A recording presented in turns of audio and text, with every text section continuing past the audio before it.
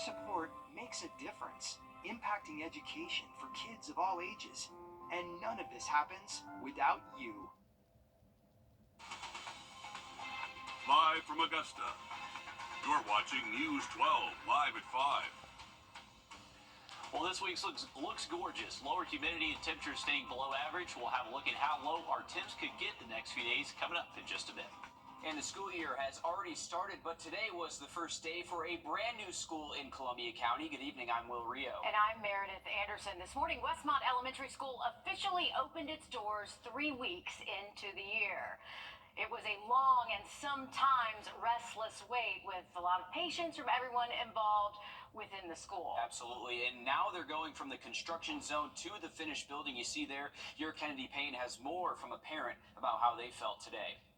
Parents say after a very stressful first couple of weeks, they're excited to get their kids back into a normal routine today. The delays are over and parents say their stress is gone after dropping their kids off at the new Westmont Elementary School. They also tell me the parking lot was full over the weekend, with teachers making sure their classrooms were ready for students today. One parent says after seeing inside the new school, she feels the wait was worth it and the morning went as smoothly as she could have hoped for. Car line was excellent. I mean, they sent like a map, but then when you actually got to it, I mean, it just flowed and it was very easy. I got in there, I was able to park, and then we went in school. Everybody was like, good morning. With the teachers, staff was so nice, as they've been the whole time.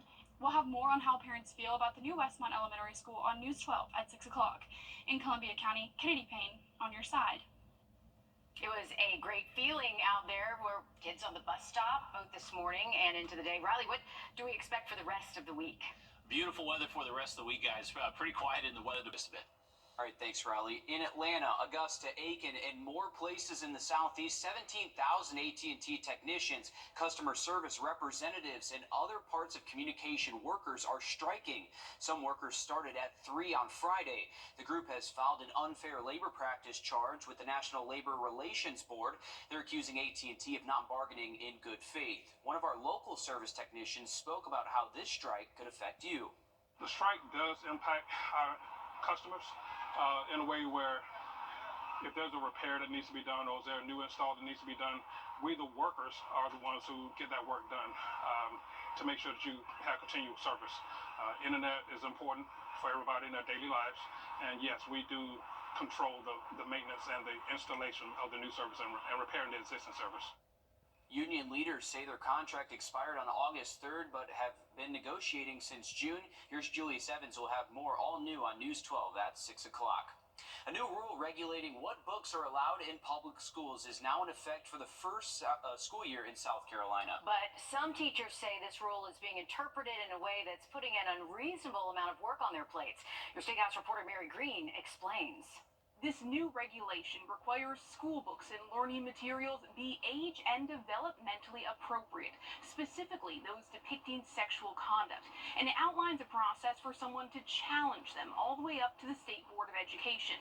But teachers say some districts' implementation of this new rule goes unreasonably beyond what's now required. This is going too far. Patrick Kelly with the Palmetto State Teachers Association recently brought this request to the State Board of Education, asking them or the Department of Education to send some clarification to districts on what is and is not required under the new statewide regulation. The rule mandates districts maintain a list of all books and materials in their libraries and media centers. Beyond that, it says districts need to provide a list of instructional materials in classes upon reasonable request from a parent. But some districts are now implementing policies past that scope. For example, requiring teachers post all instructional material they could use for the year, including PowerPoints and video clips within the first few weeks of classes, or mandating they get administrative approval before teaching any supplemental materials. As an AP US government teacher, under that reading of the regulation, I would need to get my principal's okay before I used an excerpt from the Federalist Papers or from a recently released opinion of the U.S. Supreme Court. that is frankly a waste of my time as a teacher. Lexington Richland School District 5, where the supplemental materials policy is in effect, claimed at a recent school board meeting that they're compelled to do this because of the new statewide regulation. Teachers over the years collect a lot of supplemental. I mean, if you've been teaching for 25 years, you got file drawers full. They have to get all that approved. According to the law, Yeah. yes, they do. A memo the Department of Education sent to districts in late June says no district or school board is required to review existing instructional materials preemptively, though adding districts can do this if they choose. And it certainly doesn't say that you need to have an administrative pre-approval process. Let's trust teachers. Let's let them exercise their professional judgment. And a local school board can implement a local policy that goes beyond what this regulation requires. But again, Kelly argues that some of the steps districts are now taking and attributing to this new regulation go beyond what's actually required in the rule. Reporting from the State House, I'm Mary Green. As far as whether the state board or Department of Education will take additional action or issue some sort of clarification, that's still out in the open. And a spokesperson says that they have always offered technical assistance to districts and are available to them for any questions that they may have. The Burke County Sheriff's Office has identified the people involved in a deadly ATV accident this weekend at Eagle Pass in Griner Circle in Hephzibah. The driver was 39-year-old Robert Boutier from Harlem, Georgia. The passengers were 34-year-old Sean and Felicia Parker, both from Millen, along with 43-year-old Christopher Wright from Jackson, South Carolina. They are said to be in stable condition at the hospital. And the Richmond County Sheriff's Office is searching for a suspect in connection to a home invasion and armed robbery. They say James Trimble III is wanted for an incident at an apartment on Fayetteville Drive yesterday. Deputies say they arrived to find the apartment ransacked and flooded. Authorities estimate nearly $3,000 in damages occurred. Trimble may be traveling in a red Nissan and should be considered armed and dangerous. And deputies are also searching for an aggravated assault suspect in Augusta. Authorities say 32-year-old Christopher Lowe is wanted in connection to an aggravated assault that happened Saturday on Plantation Road. Deputies say he's 5 feet 6 inches tall and has multiple other warrants in Richmond County. Well, it's a new beginning for students at USCA as they start classes tomorrow. They moved in over the weekend as the college expected its largest freshman class in its history. And today, students were able to take part in multiple activities to officially welcome them home to campus. That was just one of the scenes there from the freshman convocation this morning. Students met in the campus quad and took a ceremonial walk as a class to the convocation center. A nice way to welcome the class of 2028 before they get into the school year. Well, strong storms avoided our region, but near Atlanta, neighbors documented the damage from the severe weather, including a woman trapped in her home. What they witnessed coming up after a short break. Riley? Well, heading into tomorrow morning, we could have quite the sight to see in our morning sky. We'll have a look at how you can see the Falcon 9 launch coming up just after the break. Time and Temp, brought to you by your First Alert weather team. Lights, sponsored by Chandler Law Firm. Count on Chandler.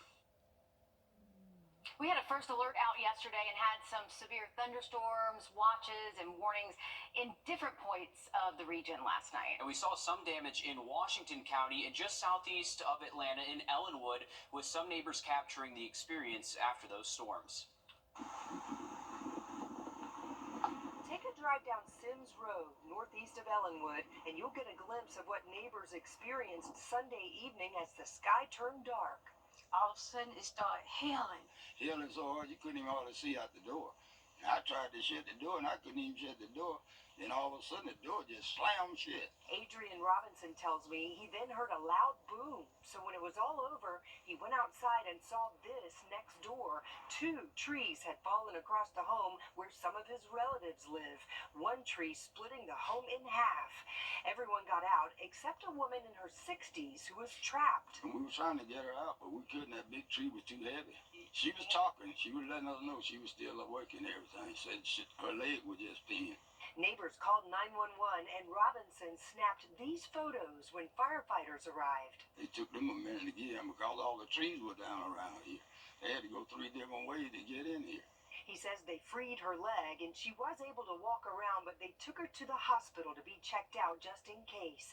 Seeing the damage all around him at the homes of several neighbors, Robinson is relieved his relatives' injuries were minor and that on his property, only the boat in his backyard is damaged. I'm lucky. She's very lucky. Absolutely. The weather has been pretty bad on both sides of our region this month, as of course we just saw the damage near Atlanta. Absolutely. And while South Carolina counties and South Georgia are still feeling the effects of Tropical Storm Debbie, with standing floodwaters becoming a breeding ground for mosquitoes that can carry disease and, of course, be pretty annoying as well. And over the weekend, pest control crews were out near Chatham County and the eastern counties spraying to try to combat all of those bugs out there. Yeah, here, Riley, though, it seems like, a nice weather week for us. I think we deserve it after all this. We definitely do. It's been very busy over the last couple of weeks, and you can just see all the storm reports from yesterday. The only thing between you and a rock flying off a truck is a thin sheet of glass.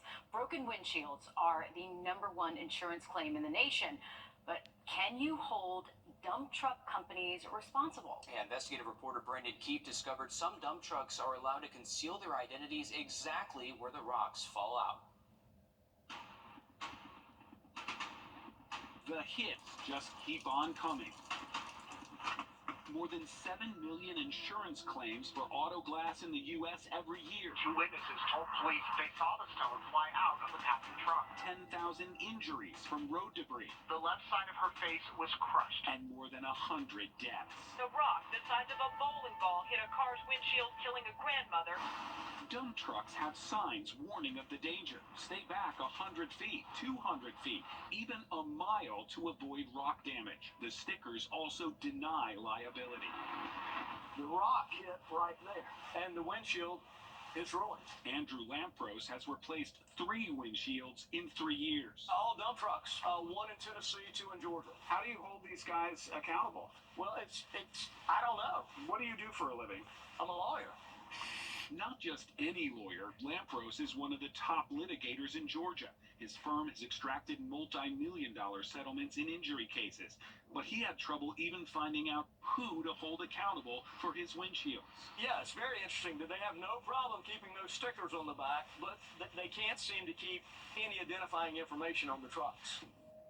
Notice anything missing on the back of these dump trucks? Look again. Where's the license plate? Truck after truck with no identifying information on the business end of the vehicle. These trucks are not breaking the law. They're following it to the letter. They are exempted from having their license plate on the back of the vehicle. Some states require plates on the front and back, but most states that require only rear license plates for the rest of us allow dump trucks to put them on the front instead.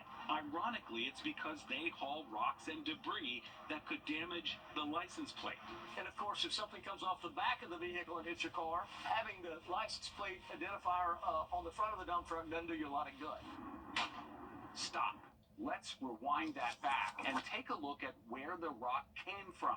If it came from the road and the rock was simply kicked up by the truck's tire, it's not their fault. You'd be responsible for the cost of replacing it. But not all rocks are the same. If the rock fell off the truck, even if it bounces off the road and then smashes your windshield, the driver or the company could still be held liable, no matter what that sticker on the back of the truck claims. Yeah, the rock came through, hit dead center of the windshield. Sounded like a gunshot. Jamie Hurley was lucky, or so he thought. Can I get your ID? Because the driver of the dump truck stopped and called police. We get like a couple of these every year. Even with evidence of asphalt leaking out of the truck, Hurley was forced to pay for the windshield himself. $2,700. Obviously, a lot of the windshields now have a lot more bells and whistles. This isn't really an accident, so we don't really decide whose fault it is. We're just going to document that he said a rock came out of your truck, you said you're hauling asphalt. I learned a lesson. 39 states, including Georgia, where Hurley lives, require a tarp or cover on dump trucks, but some barely cover the load. What you do see on the road is these lightly loose loincloths. Attorney Andrew Lampros found a solution, and it's not in any law book. After the third one, I decided it was time to spend $125 and get a dash cam. And that's the big takeaway here. Get a dash cam. It would have helped in a case like Jamie Hurley's because it ended up being his word against the truck driver. So big problem here. Hopefully there's a fix in the future for this. You know what, though? A big takeaway from this, of course, getting that dash cam. I don't have one. I've already asked Santa. It's on my Christmas list this year because of that story. Oh, absolutely. It'll help a lot. Riley? Yeah, definitely. Sounds like it will help a whole lot and definitely worth the money that you invest into it. For this week, there is no heat risk. I have not been able to say that in a long time. We got a minor heat threat all the way through the weekend. Have a look at these temperatures again just after the break. Attention homeowners in Augusta. Trust Chief Meteorologist Riley Hale for your first alert. When you visit or work with Parker's Kitchen, your support makes a difference. You've helped us rank as best workplace in America. None of this happens without you. Thank you. You're watching News 12 live at 5. Continues. Welcome back to Live at 5. I'm Will Rio. And I'm Meredith Anderson. The first week of high school football, it brought excitement and near chaos. Behind us, this is the scene outside of Laney High School after a shooting at an apartment complex. Not at the stadium, it was outside of the stadium. And Friday's game was postponed in the third quarter. It came nearly a year after a shooting inside Josie High School. Your Sydney Hood joins us now live in the newsroom. Sydney, it's a shooting not affiliated with anyone at the school, but close enough to cause a very high level of concern. Exactly. The videos circling on social media really paint a picture of the panic everyone went into after hearing gunshots. Now, no one was hurt, but it does leave some feeling uneasy as we enter football season. This comes only 2 years since shots were fired outside of Laney Stadium during a home game against Thompson. You're looking at video from that night right now. I spoke to Commissioner Francine Scott, who happens to be a Laney alum, and she was actually at Friday's game up until halftime, and she says the energy at the game was good. It was the first game of the year, and everyone was excited to be there. She says when she got home, she got a phone call that there was a shooting. I got another call saying it was someone outside. It was on the outside of the stadium, and so that's what I want the parents to understand, that your children are going to be safe, but you probably need to make sure your students know that they're there for a game, not to be on the outside hanging out, but inside the stadium where they can be safe and secure. Now, security has been a topic on a lot of minds, especially as this is not the first football season in our area that's off to a rocky start. But as you'll hear coming up all new tonight on News 12 at 6 o'clock, Commissioner Scott says they aren't going to let a couple of bad actors take away the good for the students and players. All right, thanks for that, Sydney. Another scary scene. Lucky no one was injured. Thanks for staying on top of that for us. Switching gears to weather now as we take a live look outside of our station, I-20 and Riverwatch Parkway here. Thanks, Riley. A suspect in the arrest of a man who had been missing for 6 years is having his case moved from Superior Court to Federal Court. Mitchell Lambert was arrested by U.S. Marshals and charged by the Burke County Sheriff's Office with murder related to the case of Simon Powell, who went missing in 2016. Lambert was arrested 2 years ago. As for the move to Federal Court, Lambert's attorneys argue he should not have been arrested and disputed the evidence, including a report from a witness saying they gave conflicting statements.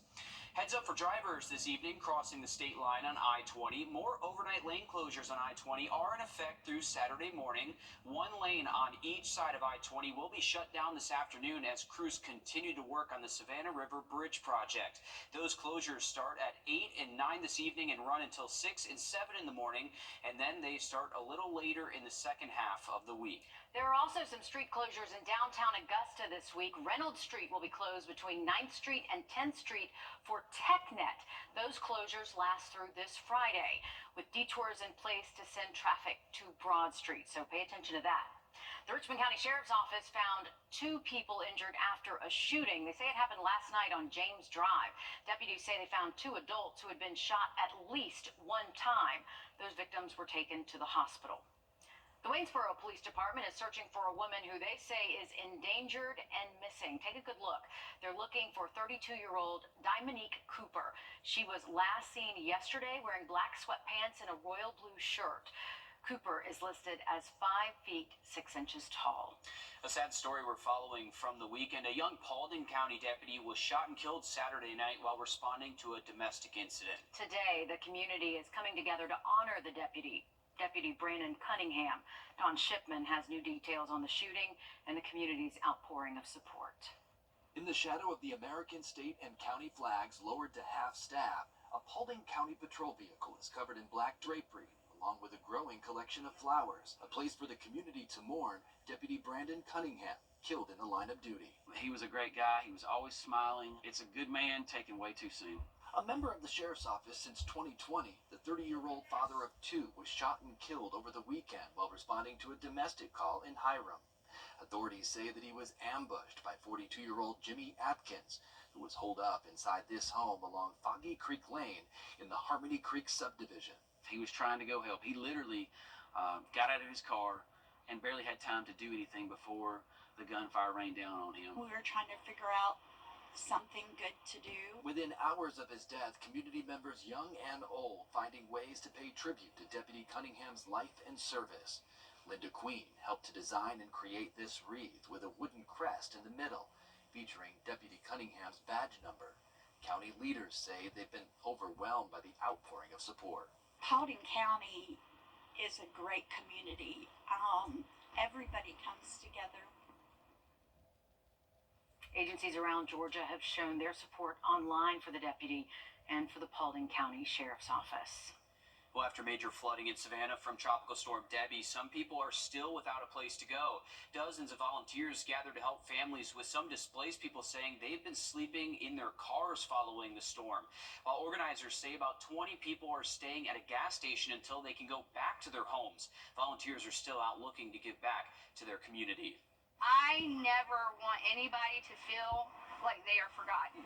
So whatever I have to do to make sure that does not happen again, we need to make sure as a community, as a county, that we make sure that the people that think that they are forgotten, never forgotten again. Nonprofit groups, including a branch of Heroes in the Sky, also assisted people there in Savannah. The Department of Health in South Carolina spoke at Prisma Health Children's Hospital today about the importance of vaccinations, especially the HPV vaccine. They also touched on shingles, tetanus, and other issues. The CDC recommends the vaccine for all 11 to 12-year-olds, saying it has the potential to prevent more than 90% of HPV-related cancers. Make sure that your children are up to date on their childhood vaccines. It is the best way that we can safeguard our children and our community. Part of the focus is because South Carolina reports only 70% of teenagers from 13 to 17 have received 1 dose of the vaccine. That's compared to the 76% in the same age group around the country. This weekend saw a major change take effect to the home buying process. Part of that change means you will have to sign a contract before touring a property with an agent. Essentially a pre-agency agreement disclosure for everyone involved. If you, as a potential buyer, do not sign, you can't tour the house. It is not new to Georgia because the state already requires buyer-broker agreements. Though the changes to ways realtors can get paid, that can cause some confusion. So I love going into a listing appointment and they say, oh my gosh, I heard about this lawsuit. We don't have to pay you anymore. Well, where do you think we're getting paid for? We love real estate, but we're not doing it for free. But you do have to be worried about a possible exclusive agreement within your deal. If you breach that contract, that could lead to a lawsuit. Riley, you just need to read the fine print. It's always in the details, and make sure you definitely read it. Hey, we got some beautiful weather sticking around this week. We're staying in the upper 80s tomorrow, and then we're cooling off even more Wednesday. I have a full look at it just after break. Time and Temp, brought to you by your First Alert weather team. Well, take a look at this video. This is from the weekend when a strong thunderstorm lifted a bounce house and basically tossed it down the street. If you rent that, how do you explain that to your rental company for the bounce house? That was in Hillsborough, Alabama, and the parents say they got their children off the house just 2 minutes before it went flying. I mean, you could see them running. Here, you can see right there. They're running and... Oh, my goodness. I would say that was less than 2 minutes. Yeah, that's gone. That is gone. Yeah. Seriously, how do you explain that, though? You're like, yeah, I rented this bounce house, and that slide's gone. I don't think they were thinking about that at the moment, though, because they were thinking, watching it go, saying, My child could have been on that. Yeah, that's probably worse. That's one of always the biggest concerns with those things is why it's so important to actually look at the weather forecast before you're setting one of those up. You got to make sure they are very secure to the ground because even a gust 35, 40 miles an hour can get some of those things airborne. Same thing with trampolines. So here's a look at some storm reports we had across. All right, thank you, Riley. Tonight, a fierce fight growing over the future of a beloved national wildlife refuge in Georgia. Our Georgia State House reporter Abby Kasoris traveled to the Okefenokee Swamp. There's a sense of peace floating through the Okefenokee Swamp. The swamp tells a story. It goes way back, further than what we ever could imagine. Wildlife is on full display. The animals and the plants that you see here are some of the most unique in the world. I take that all the way back to Genesis, when God placed Adam in Eden and told him to cultivate it. I look at the swamp in the same way. You know, we all have a charge of stewardship. You know, and so for me, it's personal because it's in my community. But when I got here, I need the breath of life. Community leaders like Antoine Dixon say the swamp needs saving. Researchers, lawmakers, and environmentalists all gathering in opposition to a mine near the National Wildlife Refuge, a sandy area called Trail Ridge, filled with rich minerals. Alabama mining company Twin Pines declined to do an interview for this story, but maintains their plan to mine near the swamp won't lower water levels in the swamp or harm its wildlife. But many researchers disagree. Speaker of the House John Burns supported a moratorium or a temporary pause for mining near the swamp. He says finding that compromise between protection and property rights is his first goal during the legislative session that starts in January. I'm very hopeful and prayerful that we will come up with a solution that takes care of keeps the Okefenokee pristine. The efforts under the Gold Dome led us here, to a city hoping for more businesses and new jobs, but something that won't harm the place they love.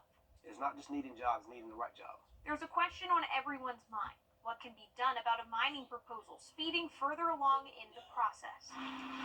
But when I go out there, I want to go out there and enjoy the breeze, the fish, the gators. We can't do this. We can't let it happen. In Folkston, I'm Abby Kasoris. We're led to believe we need the biggest and fastest internet package possible. That's not necessarily the case. I'm Jamie Tucker coming up how to find out how much internet you need. It could save you hundreds of dollars a year. First Alert Radar, powered by Jim Hudson Automotive Group. Big accident won hundreds of millions for injured people, and they're ready to help you today. With prices on just about everything going up, we're all trying to find ways to save money. And the best way to save is cutting on things we do not need. Oh, yeah, it's hard to do, though, right? We all need good internet connections, but you could be paying too much for speeds you don't need. Our consumer tech reporter, Jamie Tucker, explains. What the Tech, sponsored by Augusta Preparatory Day School. Yeah, most people are paying for more internet than they really need. To help you figure it out, I'm going to illustrate it with these tubes. This represents a 100 megabyte per second package. This is 300, and this is a gigabyte. Now, when you see those internet speeds and packages, that's how much data can fit through the tube into your home simultaneously. Now, each of these beads represents 5 megabytes of data. Streaming in standard definition requires, according to Netflix, 5 megabytes per second. Streaming in HD is 10. 4K is 35 megabytes for one device. If you have two TVs streaming 4K, or if someone is playing games online, that's 70 megabytes per second. And browsing the internet is another 5 to 10. Smart home devices adds a little here and there. And you're close to 100, and you'll need a faster package. 300 megabytes per second will be plenty for that and a little more, and plenty for most homes. You need to upgrade to 1 gig internet if you have a large family with several devices streaming in 4K, playing games, Zoom calls, and uploading or downloading large files. But remember, all of that has to be happening simultaneously to add up to a gig or even 300 megabytes. When one of those TVs shuts off, it frees up another 5 to 35 megabytes. Paying for just what you need could save around $20 a month. And if there are only 2 people in your house streaming movies in standard definition, 100 megabytes is probably all you need. Now, a sign you might need more speed is if you frequently see buffering while you're streaming Netflix in 4K. And even that may not be proof that you need a faster internet package. It may mean you just need better Wi-Fi throughout your house. And we're going to talk about that next time. That's What the Tech. I'm Jamie Tucker. It is a good idea to review your bill each month to see how much data you typically use, which will indicate whether or not you're paying for more speed than you need. Well, since 2017, the Augusta University women's basketball program has finished top 5 in the Peach Belt Conference. The previous 2 seasons, they ended number 1. As Alyssa Lyons tells us, that's a level of consistency that was not built overnight. You're actually talking about volleyball, but it's actually been in the works since 2009. That was the year former athletic director Cliff Bryant appointed Sharon Quarles as his next head women's volleyball coach. And each season since, they've finished better than the last. The 2023 season was the best in program history. Not only did the Jags repeat as conference champions, they won the PBC tournament title. That's never happened before. It was their 5th PBC tournament title in the last 6 years. Last season was also the 6th time under head coach Sharon Quarles that they've had a 20-win season. But if you ask Coach, she doesn't keep track of any of it. Players like, hey, congratulations, Coach. And I'm like, for what? But yeah, so, I mean, that's just like icing on the cake. But the real fun part of it is what's behind my shoulder. It's like getting in the gym, working with the players, and just taking that path from start of the season to the postseason play and seeing where we finish. Okay, Coach Quarles says the transfer portal has been a huge bonus to the program. Joseph Doring will have much more on the Jags volleyball team coming up at 6 p.m. You still got over a day of voting for which game you want to set the game of the week, and go ahead and scan that flow code option. This week are North Augusta and Thompson, The Bluff and South Aiken, Grovetown versus Greenbrier, and Glen Hills at Westside. 900 of you have already submitted your vote. Okay, not so good news out of Atlanta this afternoon. Third baseman Austin Riley is expected to miss 6 to 8 weeks. He fractured his right hand after being hit by a 97-mile-an-hour fast pitch against the Angels. While this year has been a slow one at the plate for Riley, he's still been consistent. 19 home runs, 56 RBIs. He could potentially come back for the last series of the regular season. Not the news that they wanted to hear, Riley. Not so, Alyssa. Hopefully he does make it back towards the end of the season, though. Definitely going to need him. Hey, we're looking good to wash the car this week. Not much rain in our forecast through the rest of the work week, so looking good to see our friends at Rock and Wash. I'm going to look at the forecast just after a short break. When the unexpected happens, who do you turn?